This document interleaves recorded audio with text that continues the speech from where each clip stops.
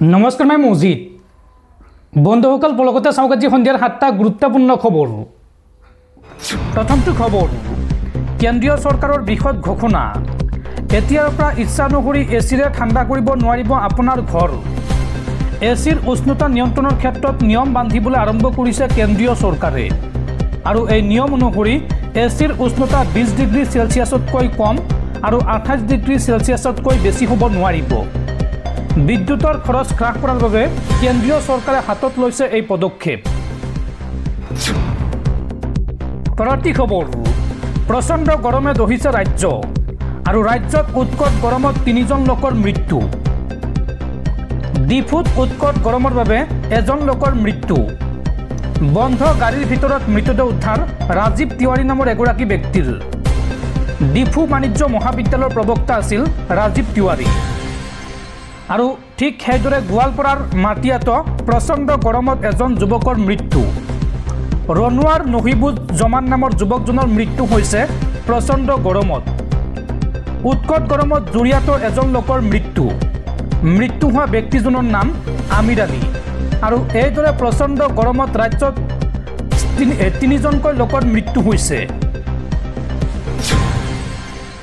পৰৱৰ্তী খবৰ, পাৰ হ'ল 48 ঘণ্টা, কিন্তু এতিয়াও ৰাজ্যৰ লাখ লাখ মহিলাই লাভ কৰা নাই অৰুণোদয় আঁচনিৰ ধন। কিন্তু কিয়? কেতিয়ালৈ লাভ কৰিব চৰকাৰী অৰুণোদয় আঁচনিৰ ধন? এই সন্দৰ্ভত ৰাজ্য চৰকাৰৰ জৰুৰী জাননী কি আছে এই জাননীত চাওঁ আহক। পাৰ হ'ল 48 ঘণ্টা, কিন্তু এতিয়াও ৰাজ্যৰ লাখ লাখ মহিলাই পোৱা নাই অৰুণোদয় আঁচনিৰ ধন। 10 তাৰিখ পাৰ হোৱাৰ পাছতো একাউণ্টত সোমোৱা নাই টকা। হিতাধিকাৰীয়ে লাভ কৰা নাই অৰুণোদয় 3.0 ধন। 14 জুনৰ পৰা হিতাধিকাৰীসকলে লাভ কৰিব অৰুণোদয় আঁচনিৰ টকা। উল্লেখযোগ্য যে চলি আছে অৰুণোদয় 3.0 ডিজিটেলাইজেশ্যন প্ৰক্ৰিয়া আৰু তাৰ প্ৰতি লক্ষ্য ৰাখি হিতাধিকাৰীৰ একাউণ্টলৈ ধন প্ৰেৰণত বিলম্ব হৈছে। এই সন্দৰ্ভত ৰাজ্য চৰকাৰে জাৰি কৰিছে জৰুৰী জাননী। অতি শীঘ্ৰে হিতাধিকাৰীসকলৰ একাউণ্টত জমা হ'ব অৰুণোদয় আঁচনিৰ ধন। দৰ্শকসকল আৰু বহুতো গুৰুত্বপূৰ্ণ খবৰ আছে। তাৰ আগতে আপোনাক জনাওঁ যে যদি আপুনি এতিয়ালৈকে এইটো ভিডিঅ'ত লাইক কৰা নাই তেন্তে এতিয়াই ভিডিঅ'টোত লাইক কৰি দিয়ক আৰু এনেকুৱা ধৰণৰ ভিডিঅ'সমূহ নিতৌ চাবলৈ চেনেলটো ছাবস্ক্ৰাইব কৰি কাষত থকা বেল আইকনটো প্ৰেছ কৰি ৰাখক। পৰৱৰ্তী খবৰ, NRCত নাম আছে মানে আমি অসমীয়া, আমি ভাৰতীয়, আমি অসম নেৰো, কোনো পধ্যই আমি অসম নেৰো। চৰকাৰক পুনৰ এই সকিয়নি সদৌ অসম সংখ্যালঘু ছাত্ৰ সন্থা চমুকৈ আমছুৰ সভাপতি ৰেজাউল কৰিম চৰকাৰৰ। আমি অসম নেৰো, কোনো পধ্যই আমি অসম নেৰো। NRCত নাম আছে মানে আমি অসমীয়া, আমি ভাৰতীয়। মুখ্যমন্ত্ৰীক পুনৰ প্ৰত্যাহ্বান হাজাৰ হাজাৰ সংখ্যালঘু লোকৰ। NRCত নাম থকা মানুহক হাত দিব নোৱাৰে মুখ্যমন্ত্ৰীয়ে। গাৰ বল খটাই সংখ্যালঘুৰ লগত অন্যায় কৰিছে চৰকাৰে। সংখ্যালঘুৰ প্ৰতিবাদৰ মাজতে এইবাৰ গৰজি উঠিছে আমছু। আমছুৰ মন্তব্য যে সৰ্বোচ্চ ন্যায়ালয়ৰ গাইডলাইন অনুসৰি NRCত নাম থকা মানুহক বিতৰণ কৰিব নোৱাৰে। চৰকাৰে সুপ্ৰিম কোৰ্টৰ গাইডলাইন মানি চলা নাই। ডি ভোটাৰৰ কেছ চলি থকা মানুহক বিতৰণ কৰিব নোৱাৰে চৰকাৰে। সচলৰ প্ৰতিবাদস্থলীৰ পৰাই চৰকাৰক গণ আন্দোলনৰ হুংকাৰ আমছুৰ আৰু আমছুৰ প্ৰতিবাদত ভয়ংকৰ পৰিস্থিতিৰ সৃষ্টি হোৱাৰ সকিয়নি ৰেজাউল কৰিম চৰকাৰৰ। পৰৱৰ্তী খবৰ, ৰাজ্যৰ লাখ লাখ অংগনবাড়ী আশাকৰ্মী জীৱিকা সখী টিউটৰ ৰান্ধনীৰ বৃদ্ধি হ'ব দৰমহা। এককালীন সাহায্য লাভ কৰিব অংগনবাড়ী কৰ্মীসকলে। 1 অক্টোবৰৰ পৰা বৃদ্ধি পাব অংগনবাড়ী কৰ্মী সহায়িকা আশাকৰ্মীৰ দৰমহা। এই সন্দৰ্ভত বৃহৎ ঘোষণা ৰাজ্যৰ মুখ্যমন্ত্ৰী হিমন্ত বিশ্ব শৰ্মাৰ। ৰাজ্যৰ লাখ লাখ অংগনবাড়ী আশাকৰ্মী জীৱিকা সখী টিউটৰ আৰু ৰান্ধনীৰ বৃদ্ধি পাব দৰমহা। দৰমহা বৃদ্ধিৰ লগতে এককালীন সাহায্য লাভ কৰিব অংগনবাড়ী কৰ্মীসকলে। অংগনবাড়ী কৰ্মী সহায়িকাৰ সন্তানৰ বাবেও চিন্তা চৰ্চা কৰিব চৰকাৰে। 1 অক্টোবৰৰ পৰা বৃদ্ধি পাব অংগনবাড়ী কৰ্মী সহায়িকাৰ দৰমহা। ৰাজ্যৰ লাখ লাখ আশাকৰ্মী আৰু ছুপাৰভাইজাৰসকলৰ বাবেও ডাঙৰ খবৰ আহিছে। 10,200 টকালৈকে বৃদ্ধি কৰা হৈছে আশা ছুপাৰভাইজাৰৰ দৰমহা।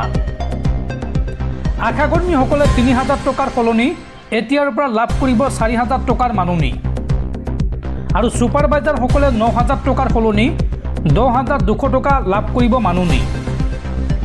1 অক্টোবৰৰ পৰা লাভ কৰিব এই বৰ্ধিত দৰমহা। স্বাস্থ্য খণ্ডৰ প্ৰতি গুৰুত্ব প্ৰদান কৰি এই ডাঙৰ সিদ্ধান্ত কেবিনেটৰ আৰু এই সন্দৰ্ভত ডাঙৰ ঘোষণা মুখ্যমন্ত্ৰী ডক্টৰ হিমন্ত বিশ্ব শৰ্মাৰ। পৰৱৰ্তী খবৰ, সাৱধান দেশবাসী, দেশত পুনৰ বিপদজনক ৰূপত বাঢ়িছে কোভিড-19। 2025 চনে ব্ৰেক কৰিছে যোৱা 3 বছৰৰ ৰেকৰ্ড আৰু ভাৰতত বৰ্তমান কোভিডৰ এক্টিভ কেছৰ সংখ্যা 7,000ৰ ঘৰ অতিক্ৰম কৰিছে আৰু পুনৰবাৰ দেশত 74 জন লোকৰ মৃত্যু হৈছে কোভিড-19ত আক্ৰান্ত হৈ। ভয় নাখাব, সাৱধান হওক, দেশত পুনৰ বিপদজনক ৰূপত বাঢ়িছে কোভিড-19। বিগত 5 বছৰৰ পাছত যেন ইউটাৰ্ণ লৈছে পুনৰ কোভিডে। 2025 চনে ব্ৰেক কৰিছে যোৱা 3 বছৰৰ ৰেকৰ্ড। ভাৰতত কোভিড-19ৰ এক্টিভ কেছ বৰ্তমান 7,121 জনলৈ বৃদ্ধি পাইছে আৰু 74 জনলৈ বৃদ্ধি পালে কোভিডত মৃত্যু হোৱা লোকৰ সংখ্যা। বিগত 24 ঘণ্টাত নতুনকৈ মৃত্যুৰ মুখত পৰিছে 6 জনকৈ লোক আৰু অধিক ভয়ংকৰ হৈছে দেশৰ কেইবাখনো ৰাজ্যৰ পৰিস্থিতি। কেৰালাত 3 জন, কৰ্ণাটকত 2 জন আৰু মহাৰাষ্ট্ৰত এজন লোকৰ মৃত্যু হৈছে শেহতীয়াকৈ। স্বাস্থ্য আৰু পৰিয়াল কল্যাণ মন্ত্ৰালয়ে প্ৰকাশ কৰিছে এই তথ্য। পৰৱৰ্তী খবৰ, আদানীক মাটি দিয়াক লৈ পুনৰ উত্তপ্ত হৈ পৰিছে পৰ্বতজোৰা। ৰাজপথলৈ ঝাৰুলৈ ওলাই আহিছে শ শ খিলঞ্জীয়া ভূমিপুত্ৰ আৰু তেওঁলোকৰ মন্তব্য যে 1 ইঞ্চিও মাটি আমি এৰি নিদিওঁ, 1 ইঞ্চি মাটিও আমি এৰি নিদিওঁ। এই মন্তব্য ৰাজ্যৰ একাংশ খিলঞ্জীয়া ভূমিপুত্ৰৰ। আদানীক মাটি দিয়াক লৈ পৰ্বতজোৰাত অধিক উত্তপ্ত হৈছে পৰিস্থিতি। ৰাজপথলৈ ঝাৰুলৈ ওলাই আহিছে শ শ খিলঞ্জীয়া ভূমিপুত্ৰ। আদানীক মাটি হস্তান্তৰৰ বিৰুদ্ধে তীব্ৰ প্ৰতিবাদ শ শ খিলঞ্জীয়া ভূমিপুত্ৰৰ। 3,000 বিঘা মাটি ভূমি গতাই দিব বিচাৰিছিল আদানী গ্ৰুপক।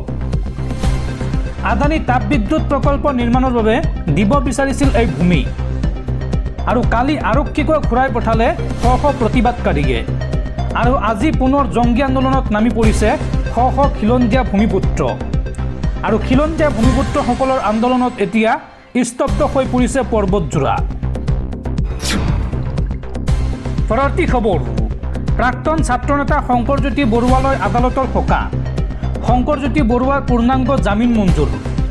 দুলীয়াজনৰ ঘটনাত পূৰ্বে অন্তৱৰ্তীকালীন জামিন লাভ কৰিছিল শংকৰজ্যোতি বৰুৱাই আৰু আজিৰ দিনটোত পূৰ্ণাংগ জামিন লাভ কৰিছে প্ৰাক্তন আছু নেতা শংকৰজ্যোতিয়ে। পৰৱৰ্তী খবৰ, সাৱধান দেশবাসী, প্ৰচণ্ড গৰমে দহিছে সমগ্ৰ দেশ। দেশত ক্ৰমাৎ ঊৰ্ধ্বগামী হৈছে পাৰাস্তম্ভ। অসমতো হাহাকাৰ পৰিস্থিতি। আজিৰ দিনটোত সৰ্বাধিক তাপমাত্ৰা 48 ডিগ্ৰী চেলছিয়াছ আৰু গৰমক লৈ অসমত জাৰি কৰা হৈছে ৰেড এলাৰ্ট। সাৱধান ৰাজ্যবাসী, গৰমে এইবাৰ ভংগ কৰিব সৰ্বকালৰ অভিলেখ। গোলকীয় উষ্ণতাই সৃষ্টি কৰিছে অভাৱনীয় পৰিস্থিতি। দেশত ক্ৰমাৎ ঊৰ্ধ্বগামী হৈছে পাৰাস্তম্ভ। অসমতো হাহাকাৰ পৰিস্থিতি। আজিৰ দিনটোত সৰ্বাধিক তাপমাত্ৰা 48 ডিগ্ৰী চেলছিয়াছ। আজি 5 দিন ধৰি দেশত পৰিছে প্ৰচণ্ড গৰম আৰু দেশৰ অধিকাংশ ৰাজ্যত হিট ৱেভক লৈ জাৰি কৰা হৈছে ৰেড এলাৰ্ট। অসমৰ প্ৰতিখন জিলাত জাৰি কৰা হৈছে ৰেড আৰু অৰেঞ্জ এলাৰ্ট। অসমৰ প্ৰতিখন জিলাত জাৰি কৰা হৈছে ৰেড আৰু অৰেঞ্জ এলাৰ্ট।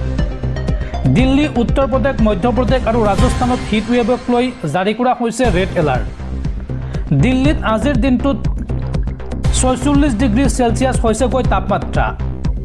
ৰাজস্থানৰ কোনো চহৰত 48 ডিগ্ৰী পৰ্যন্ত বৃদ্ধি পাইছে তাপমাত্ৰা আৰু পূৰ্বতকৈ সমগ্ৰ দেশতে বৃদ্ধি পাব পাৰে গৰমৰ প্ৰকোপ। সেয়েহে যিমান পাৰে সকলোৱে সাৱধানতা অৱলম্বন কৰক আৰু আজি আপোনাৰ অঞ্চলত কিমান তাপমাত্ৰা আপুনি জনাওক কমেণ্টত। পৰৱৰ্তী খবৰ, মাটিৰ পট্টা নথকা বিটিচিৰ হাজাৰ হাজাৰ পৰিয়াললৈ ভাল খবৰ। 20 জুলাইৰ ভিতৰত প্ৰদান কৰা হ'ব মাটিৰ পট্টা আৰু ভূমিৰ পট্টা দিলে সমাধান হ'ব এটা দীৰ্ঘদিনীয়া সমস্যাৰ।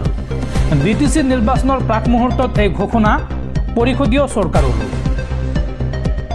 মাটিৰ পট্টা নথকা বিটিচিৰ হাজাৰ হাজাৰ পৰিয়ালৰ বাবে ডাঙৰ ঘোষণা।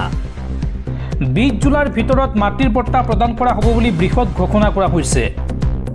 বাক্সাৰ 2086টা পৰিয়ালে লাভ কৰিব মাটিৰ পট্টা। বিটিচি নিৰ্বাচনৰ প্ৰাক মুহূৰ্তত এই ঘোষণা পৰিষদীয় চৰকাৰৰ। বিচি ব্লক দীঘলডঙাত এই আশ্বাস ইয়াম ৰঞ্জিত বসুমতাৰীৰ। উল্লেখযোগ্য যে 1952 চনৰ পৰা এ বি আৰু চি ব্লকৰ মানুহে পোৱা নাছিল ভূমিৰ পট্টা। বানত ক্ষতিগ্ৰস্ত লোকক সংস্থাপন দিয়া হৈছিল এই অঞ্চলটোত আৰু ভূমিৰ পট্টা দিলে সমাধান হ'ব এটা দীৰ্ঘদিনীয়া সমস্যাৰ। মাটিৰ পট্টা নথকা হাজাৰ হাজাৰ পৰিয়ালৰ বাবে এইদৰে ডাঙৰ ঘোষণা কৰা হৈছে। 20 জুলাইৰ ভিতৰত মাটিৰ পট্টা প্ৰদান কৰা হ'ব বুলি বৃহৎ ঘোষণা কৰিছে পৰিষদীয় চৰকাৰে।